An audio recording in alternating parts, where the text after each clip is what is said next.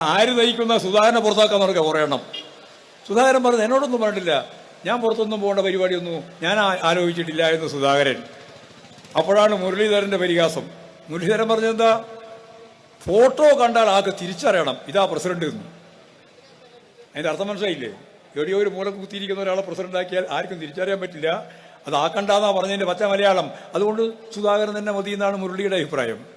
രമേശ് ചെന്നിത്തലയും പറയുന്നത് എന്തിനാണ് ഇപ്പോൾ സുധാകരനെ ഒഴിവാക്കേണ്ടതില്ല എന്നാണ്. മനസ്സിലായില്ലേ? അപ്പൊ ഇവരെല്ലാം അതുപോലെ ശശി തരൂർ പറയുന്നത് ഈ സുധാകരൻ തന്നെ മതി എന്നാണ്.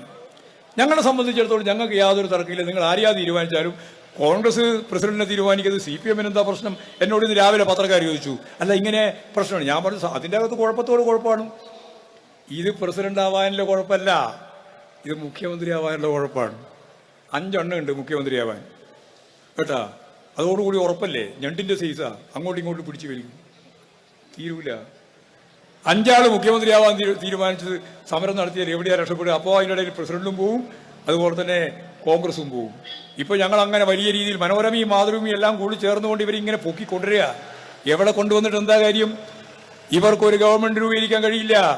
കാരണം നാഷണൽ ഹൈവേ 66 വേണ്ട എന്ന് പറഞ്ഞ നിങ്ങളുടെ നിലപാട് വെച്ചുകൊണ്ട് കേരളത്തിൽ ആരെങ്കിലും നിങ്ങൾക്ക് അനുകൂലമായിട്ട് വോട്ടിയോ? ആ റോഡ് കാണുന്ന ആള്, കേരള പദ്ധതി മനസ്സിലാക്കിയ ആള്, വിഴിഞ്ഞ പദ്ധതി മനസ്സിലാക്കിയിട്ട് ആളുകൾ